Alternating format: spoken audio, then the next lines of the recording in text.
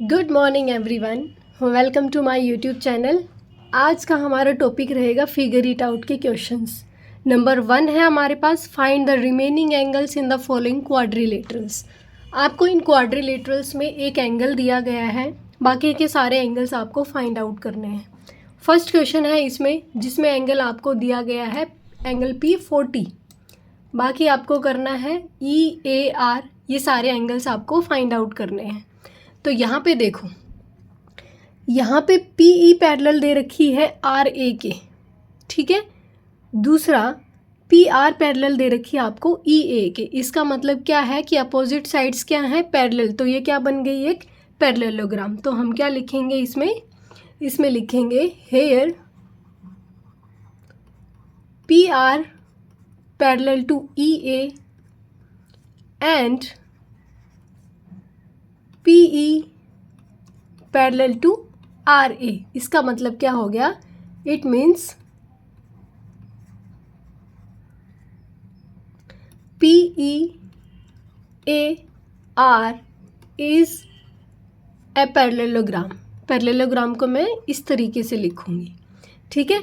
अब आप देखो कि एंगल P जो है वो हमारे पास है 40 degree.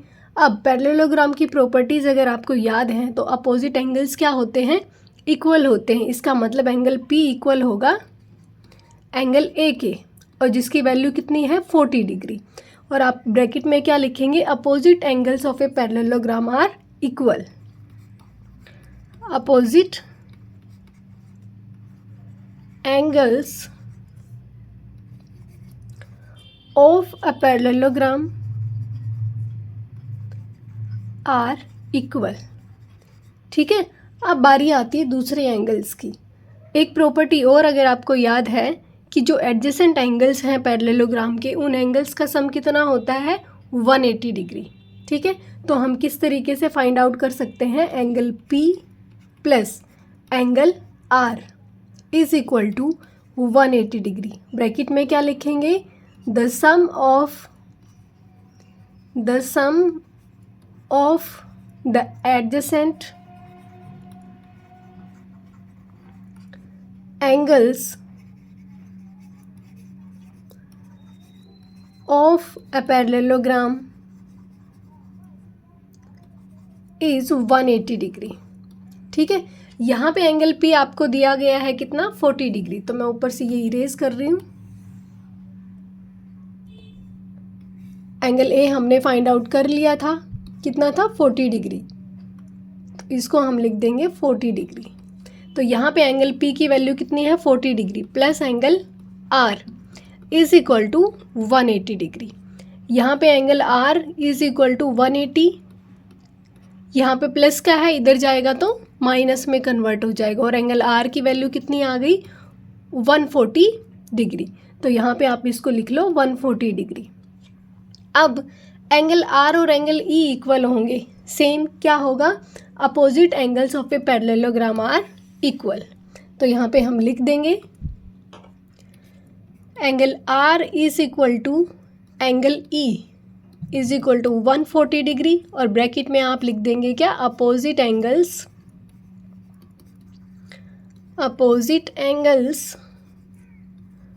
Of a parallelogram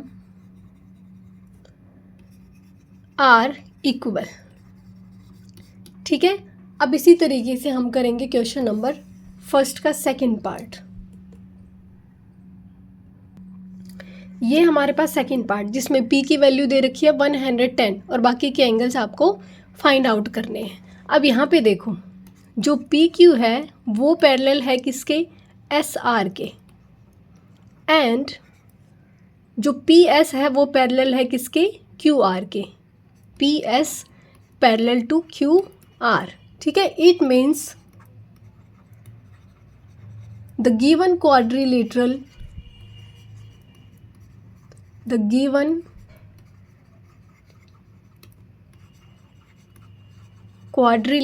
is a parallelogram PQRS। Bracket में लिख देना पैरेललोग्राम PQRS। अब यहाँ पे एंगल P होगा एंगल आर के इक्वल, जिसकी वैल्यू कितनी है 110 डिग्री। अब क्यों होगा इक्वल, ब्रैकेट में लिख देंगे वही opposite angles of a parallelogram are equal, लिखेंगे opposite angles of a parallelogram are equal. Clear. अब यहाँ से ये हो गया 110 डिग्री। अब बाकी के बच गए। अब एंगल P और एंगल S, इन दोनों का सम कितना होगा 180 डिग्री। क्यों, एडजेसेंट एंगल्स का सम क्या होता है पैरेललोग्राम में 180 डिग्री। तो हम लिख देंगे यहाँ पे angle P plus angle S is equal to 180 degree, और ब्रैकेट में क्या लिख देंगे, the sum of the adjacent angles of a parallelogram is 180 degree. ठीक है, एंगल P की वैल्यू पुट करेंगे यहाँ पे 110 degree plus angle S is equal to 180 degree. यहाँ से एंगल S फाइंड आउट करेंगे 180 degree minus 110 degree, angle S की वैल्यू कितनी आ जाएगी 70 डिग्री। अब एंगल S अगर 70 डिग्री है तो एंगल Q भी 70 डिग्री होगा। क्यों, same property, opposite angles of a parallelogram are equal. तो हम क्या लिख देंगे, angle S is equal to angle Q, और वैल्यू कितनी 70 डिग्री। ब्रैकेट में लिख देंगे opposite angles of a parallelogram are equal. ठीक है, सेम इसी तरीके से हम करेंगे क्वेश्चन नंबर 3। सबसे पहले ये फाइंड आउट करेंगे कि वो दी हुई क्वाड्रिलेटरल क्या है, पैरेललोग्राम है, रोम्बस है, या फिर कुछ और है। ठीक है, ये है क्वेश्चन नंबर 1 का थर्ड पार्ट। अब यहाँ पे आप देखोगे कि ये जो सारी लाइंस गिवन है ये इक्वल दे रखी है, इसका मतलब जो गिवन क्वाड्रिलेटरल है वो एक रोम्बस है। तो यहाँ पे लिखेंगे here all sides are equal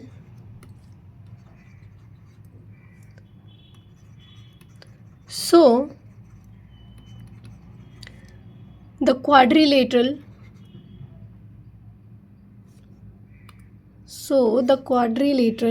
मैं शॉर्ट फॉर्म में लिख रही हूँ क्वाड्रिलेटरल को, show the quadrilateral X U V W, या फिर लिख सकते हो X W V U. The quadrilateral X U V W is a rhombus,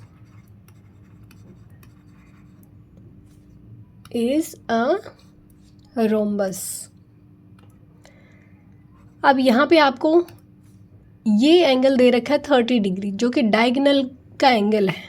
ठीक है, और आपको याद हो प्रॉपर्टीज़, पहले मैं आपको याद दिला दूं कि जो रोम्बस है उसके डायगोनल्स एंगल को बाइसेक्ट करते हैं, रोम्बस के एंगल को बाइसेक्ट करते हैं। बाइसेक्ट करना मतलब उस एंगल को 2 इक्वल पार्ट्स में डिवाइड कर देते हैं।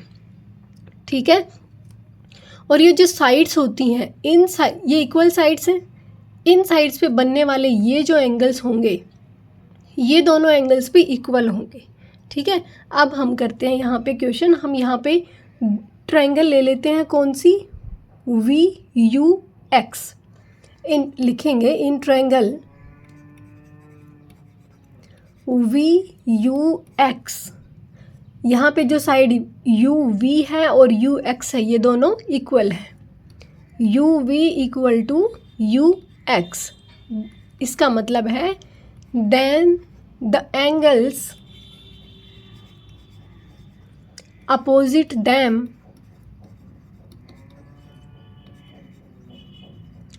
are equal। ठीक है, अगर साइड्स इक्वल हैं तो इन साइड्स के पास जो एंगल्स बनेंगे वो भी क्या होंगे, इक्वल होंगे। इसका मतलब क्या हो गया कि angle UXV is equal to angle UVV। V X और जिसकी वैल्यू कितनी होगी 30 डिग्री। जो एंगल होता है ना वो बीच में आता है, इसको हम कंप्लीट एंगल एक्स नहीं लिख सकते क्योंकि ये एंगल हमें अभी पता ही नहीं है।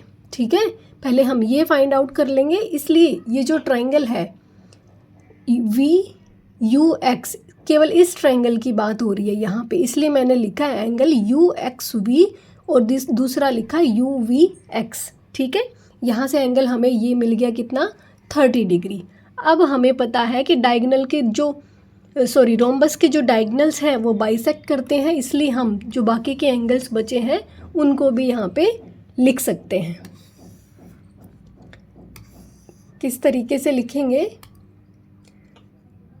Angle U X V is equal to angle W X V जिसकी वैल्यू कितनी होगी 30 डिग्री, और ब्रैकेट में क्या लिखेंगे, the diagonals of a rhombus bisect its angles. Bisect करते हैं इसलिए ये जो एंगल है यू एक्स वी ये इक्वल होगा किसके, डब्ल्यू एक्स वी के। तो ये जो एंगल है वो भी कितना आ गया हमारे पास 30 डिग्री। ये 30 है बाइसेक्ट करने पे, ये भी 30 आएगा क्योंकि दोनों इक्वल में कन्वर्ट होंगे, इक्वल में डिवाइड हो जाएंगे। दूसरा, ये जो एंगल है U V X, angle U V X equal होगा किसके, एंगल डब्ल्यू वी एक्स के। ये जो एंगल है ये इक्वल होगा इस एंगल के, क्योंकि ये डायगोनल जो है इसको भी तो बाइसेक्ट करेगा ना, तो इसकी वैल्यू भी कितनी आएगी 30 डिग्री। और ब्रैकेट में आप यही लिखेंगे, the diagonals of a rhombus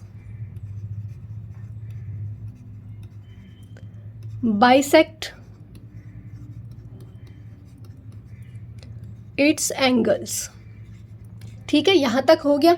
अब हम यहाँ से क्या कर सकते हैं, कंप्लीट एंगल्स को निकाल सकते हैं। कंप्लीट एंगल एक्स को निकाल सकते हैं और कंप्लीट एंगल वी को निकाल सकते हैं। ठीक है, किस तरीके से निकालेंगे, यहाँ पे कंप्लीट वी को अगर हम निकालें तो क्या होगा, twice of angle U V X हो जाएगा। क्यों, क्योंकि डब्ल्यू वी एक्स किसके बराबर है, यू वी एक्स के बराबर है। तो यहाँ पे लिखेंगे angle v is equal to, इस तरीके से लिख सकते हैं, angle U V X plus angle W V X. इसके इक्वल है, इसकी वैल्यू कितनी है 30 डिग्री, इसकी वैल्यू कितनी है 30 डिग्री। तो एंगल v की वैल्यू क्या हो गई, कंप्लीट ये एंगल v की वैल्यू आ गई हमारे पास 60 डिग्री। अब डायरेक्ट हम कह सकते हैं कि angle v is equal to angle x जिसकी वैल्यू कितनी है 60 डिग्री। ब्रैकेट में क्या लिखेंगे, प्रॉपर्टी है कि opposite angles of a rhombus are equal. जैसे पैरेललोग्राम के इक्वल होते हैं उसी तरीके से रोम्बस के जो अपोजिट एंगल्स होते हैं वो भी इक्वल होते हैं। तो लिखेंगे opposite angles of a rhombus are equal. ठीक है, अब पैरेललोग्राम की तरह ही एक प्रॉपर्टी और है जिससे हम निकालेंगे एंगल V और एंगल W। इन दोनों में से कोई एक एंगल निकल जाएगा तो वो दूसरा उसके अपोजिट होगा। तो ये जो कंप्लीट एंगल है V और कंप्लीट एंगल U, इन दोनों का सम कितना होता है 180 डिग्री, क्योंकि एडजेसेंट एंगल्स हैं रोम्बस के जिनका सम कितना होगा 180 डिग्री। अगर आपने प्रॉपर्टीज़ अच्छे से पढ़ी है तो वो सारी यहाँ पे काम आएंगी। ठीक है, तो लिखेंगे angle V plus angle U is equal to 180 degree. और ब्रैकेट में क्या लिखेंगे, the sum of adjacent angles of a rhombus is 180 degree.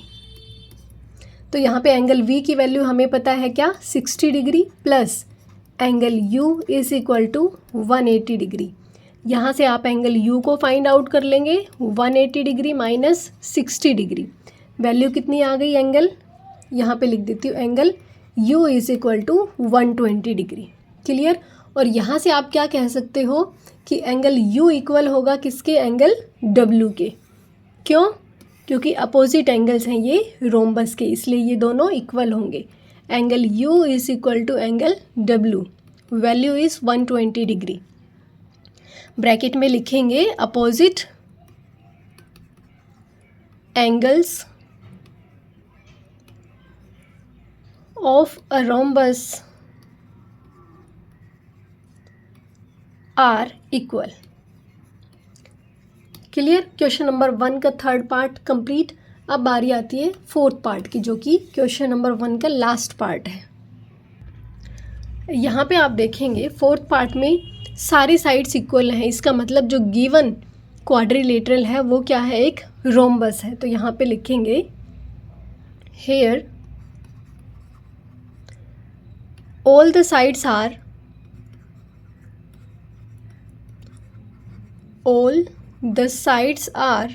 equal, so the given quadrilateral AEIO is a rhombus। ठीक है। अब आप रोम्बस की प्रॉपर्टीज़ को फिर से देखेंगे। कोई भी ट्रायंगल हम ले लेते हैं, यहाँ पे EAO हमने ये वाली ट्रायंगल ली, क्यों? क्योंकि यहाँ पे एक एंगल गिवन है, इसलिए ये वाली ट्रायंगल ली। ये लेते तो इसमें तो एक भी एंगल नहीं है, तो हम फाइंड आउट भी नहीं कर सकते, इसलिए हमें वो ट्रायंगल चूज़ करनी है जिसमें कुछ ना कुछ दिया हो, जैसे कोई एंगल दिया हो या फिर कोई साइड दे रखी हो।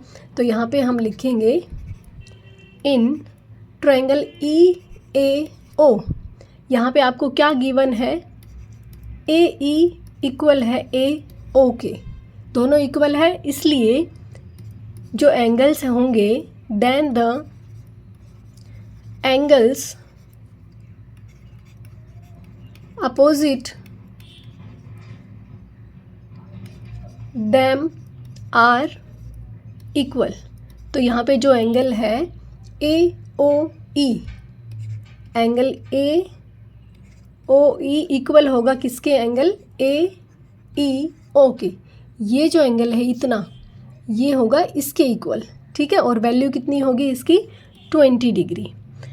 अब यहाँ पे 20 डिग्री है। अब आप बाकी के एंगल्स को भी फाइंड आउट कर सकते हैं। किस तरीके से, जैसे पिछली रोम्बस में हमने किया कि एंगल AEO किसके इक्वल होगा, एंगल IEO के। क्यों? क्योंकि जो रोम्बस के जो डायगनल्स हैं वो एक दूसरे को क्या करते हैं, बाइसेक्ट करते हैं। और जब बाइसेक्ट करते हैं इसका मतलब क्या हुआ कि दोनों इक्वल होंगे। ठीक है। इसको मैं कंप्लीट इरेज कर देती हूँ एक बार। ये आपके पास E है, तो यहाँ पे लिखेंगे हम एंगल AEO इक्वल होगा एंगल IEO के, जिसकी वैल्यू कितनी है, 20 डिग्री। और ब्रैकेट में आप क्या लिखोगे, इसी तरीके से मैं दोनों का एक साथ लिख दूंगी।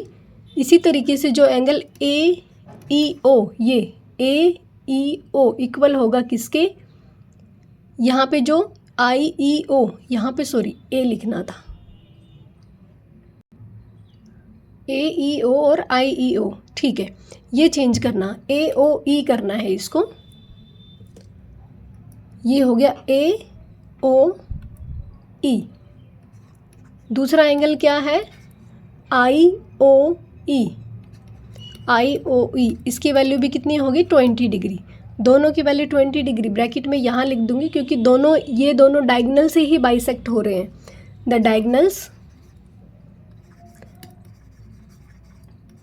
The diagonals of a rhombus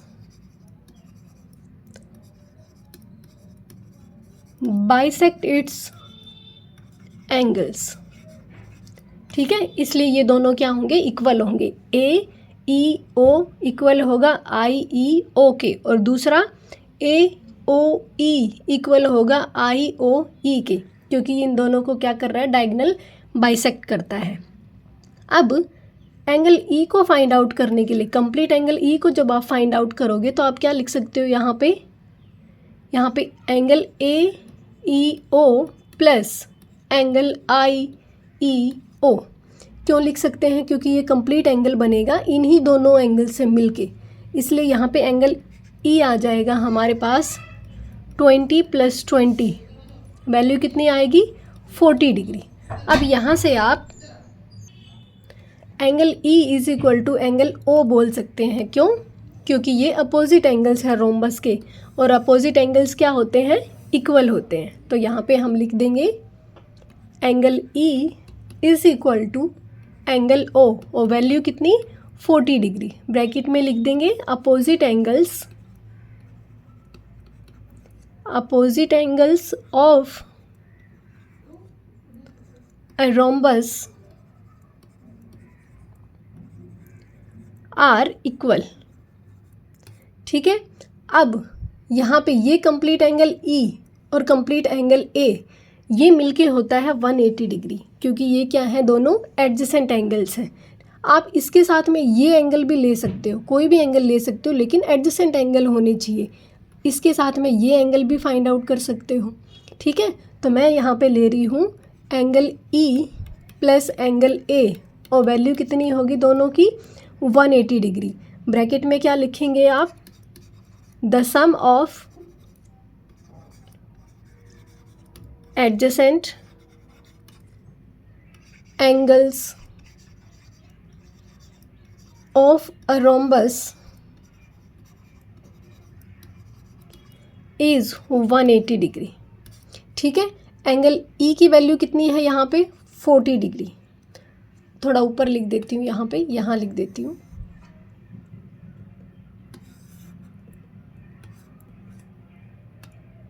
angle E plus angle A is equal to 180 degree. Angle E की वैल्यू है 40 degree plus angle A is equal to 180 degree. यहाँ से आप एंगल ए को फाइंड आउट कर लेंगे, 180 degree minus 40 degree. Angle A की value कितनी आ गई 140 डिग्री। अब यहाँ से आप कह सकते हो कि angle I A is equal to angle I. और क्यों कह सकते हैं, क्योंकि अपोजिट एंगल्स हैं रोम्बस के, और अपोजिट एंगल्स हमेशा रोम्बस में क्या होते हैं, इक्वल होते हैं। ठीक है, 140 डिग्री। ब्रैकेट में लिख देंगे opposite angles of a rhombus are equal. ठीक है, अब बारी आती है क्वेश्चन नंबर 2 की।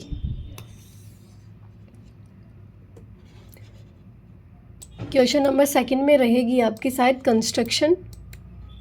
Using the diagonal properties construct a parallelogram whose diagonals are of length 7 centimetre and 5 centimetre and intersect at an angle of 140 degree. देखो, यहाँ पे आपको डायगोनल की प्रॉपर्टीज़ को यूज़ करना है और आपको एक पैरेललोग्राम कंस्ट्रक्ट करनी है, जिसमें से आपको डायगोनल्स की लेंथ दे रखी है 7 सेंटीमीटर और 5 सेंटीमीटर, और दोनों एंगल्स दोनों जो डायगोनल्स है वो इंटरसेक्ट करते हैं 140 डिग्री पे। तो क्या हो जाएगा, यहाँ पे कंस्ट्रक्शन स्टेप बाय स्टेप लिखेंगे। सबसे पहले हम कोई भी डायगोनल एक ड्रॉ कर लेंगे। फॉर एग्जांपल हम बड़े वाला डायगोनल ड्रॉ करेंगे जिसकी लेंथ होगी 7 सेंटीमीटर। तो सबसे पहले कंस्ट्रक्शन लिख देती हूँ मैं। Steps of construction, question number 2, steps of construction. तो यहाँ पे सबसे पहले मैं लेती हूँ डायगोनल AC। ठीक है, first draw a line segment, draw a line segment AC of length 7 centimeter and mark its midpoint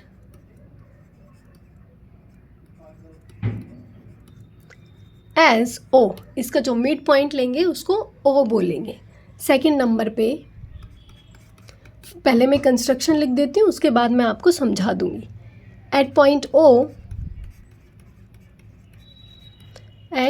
O draw an angle of 140 degree, draw an angle of 140 degree with the help of a compass लिख देंगे, sorry protractor, with the help of a protractor with respect to diagonal, with respect to diagonal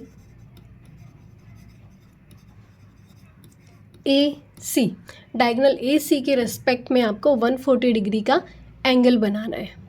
clear. अब step number 3, step 3 में लिखेंगे from O, जो mid point है उससे, from O along the 140 degree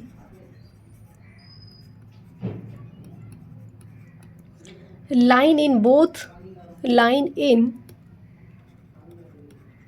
both directions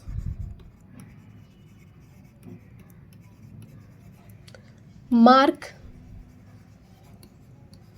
OD is equal to 2.5 centimeter and OB is equal to 2.5 centimeter using a compass. एक compass का use करके आपको लाइन ड्रॉ करनी है 2.5 सेंटीमीटर, 2.5 सेंटीमीटर मीन्स मार्क करनी है। ठीक है। उसके बाद फोर्थ जो स्टेप रहेगा इसको इस तरीके से लिखेंगे रोमन में। फोर्थ स्टेप है ज्वाइन D to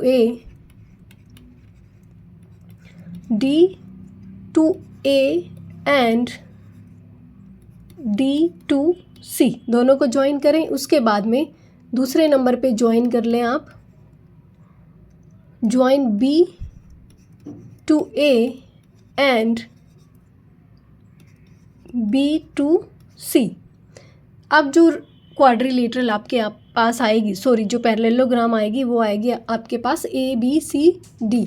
तो यहाँ पे लास्ट स्टेप में लिखेंगे, फिफ्थ स्टेप में ABCD is the required parallelogram. अब मैं आपको डायग्राम ड्रॉ करके दिखा देती हूँ कि किस तरीके से आपने डायग्राम को ड्रॉ करना है। फर्स्ट में आपने क्या किया था, एक लाइन सेगमेंट लिया था, क्या AC एक लाइन सेगमेंट डायगोनल है इसलिए इसको इस तरीके से ले रही हूँ। तो ये हो गया AC। यहाँ पे आपको मिड पॉइंट लेना है, 3.5 सेंटीमीटर इस साइड रहना चाहिए, 3.5 सेंटीमीटर इस साइड रहना चाहिए, और ये आपके पास है पॉइंट O।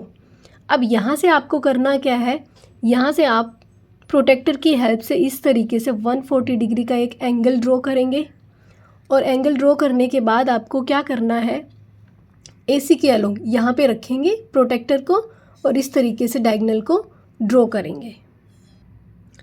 अब जहाँ पे भी 140 डिग्री आएगा वहाँ से आपको एक स्केल की हेल्प से इस तरीके से आपको एक लाइन ड्रॉ कर देनी है। ठीक है। फिर आपको कंपास लेना है, दूसरा डायगोनल हमारा 5 सेंटीमीटर का, तो दूसरे जो कंपास है उसको 2.5 सेंटीमीटर ओपन करेंगे, यहाँ पे रखेंगे और एक आर्क लगा देंगे इस तरीके से। ठीक है। वो इस लाइन को कट करेगी, इसी तरीके से O पे रखते हुए इस साइड आपको एक आर्क लगानी है। तो ये जो आपका रहेगा ये 2.5 सेंटीमीटर और ये भी रहेगी आपकी 2.5 सेंटीमीटर। ठीक है। ये दोनों डायगोनल्स हमारे बन गए हैं, ये 140 डिग्री। अब आपको करना क्या है, ये आया हमारे पास B और ये पॉइंट आया D। अब इनको हमने ज्वाइन कर देना है इस तरीके से स्केल की हेल्प से। तो अब ये जो ABCD बनी है ये हमारे पास एक पैरेललोग्राम बन के आई है। क्लियर। सबसे पहले आपको AC ड्रॉ करना है, मिड पॉइंट लेना है O, 3.5 इस साइड, 3.5 इस साइड। प्रोटेक्टर की हेल्प से आपको 140 डिग्री बनाना है, स्केल की हेल्प से 140 डिग्री को इस तरीके से एक लाइन ड्रॉ कर देनी है जहाँ पे 140 डिग्री का मार्क आए।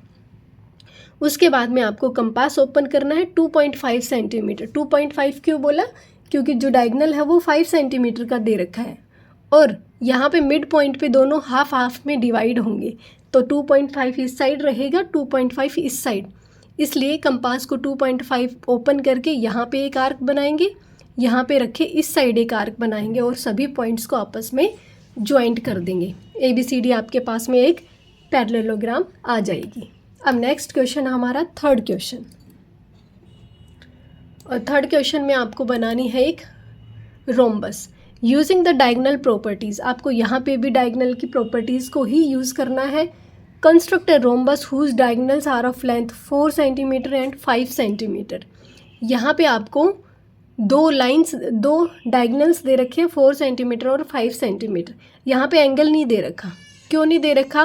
क्योंकि जो एंगल्स होते हैं, जो डायगोनल्स होते हैं रोम्बस के, वो एक दूसरे को 90 डिग्री पे बाइसेक्ट करते हैं, इसलिए यहाँ पे एंगल नहीं दे रखा। अगर आपने चैप्टर को ठीक से पढ़ा है तो आपको याद होगा कि एंगल 90 डिग्री का बनाना है।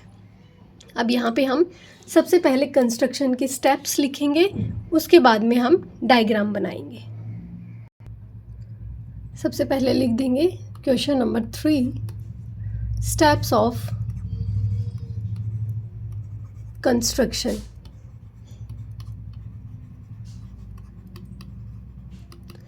नंबर 1, सबसे पहले एक लाइन सेगमेंट बनाएंगे, क्या? AC। Draw a line segment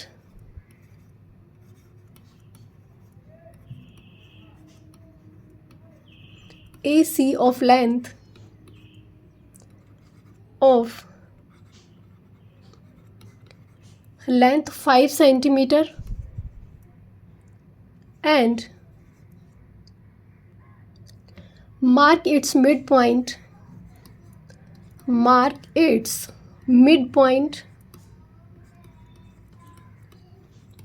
as O। ठीक है। सेकेंड नंबर पे लिखेंगे draw the perpendicular bisect of AC के ऊपर एक परपेंडिकुलर बाइसेक्टर ड्रॉ करेंगे जो कि इंटरसेक्ट करता हो किसको? O को। ड्रॉ द परपेंडिकुलर, इस तरीके से परपेंडिकुलर लिखेंगे, बाइसेक्टर ऑफ AC इंटरसेक्टिंग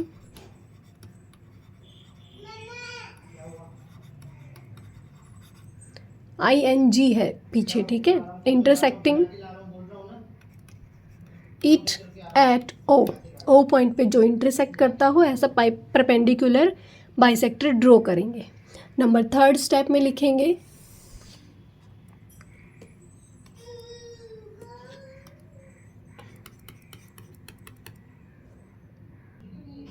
इसके बाद आपको O को सेंटर मानते हुए और कंपास को ओपन करना है 2 सेंटीमीटर तक, और पॉइंट्स बनाने हैं B और D, किस पे? परपेंडिकुलर बाइसेक्टर पे। तो लिखेंगे with O as centre and radius 2 centimetre. Radius 2 centimetre क्यों बोला? कंपास को ओपन करेंगे 2 सेंटीमीटर तक और मार्क करेंगे point B and D, and mark points B नीचे की साइड एंड D ऊपर की side on the perpendicular bisector, on the perpendicular bisector. आप ऐसे भी ले सकते हो, D को नीचे भी ले सकते हो, B को ऊपर भी ले सकते हो। मैं ABCD बना रही हूँ इसलिए मैंने B को नीचे लिया, D को ऊपर लिया, ठीक है। आप अगर D को नीचे लेते हो तो आपकी बनेगी ADCB, ओके। ऐसा ज़रूरी नहीं है कि जैसे मैं लिख रही हूँ आप वैसे ही लिखो, आप अपने पॉइंट्स ले सकते हो।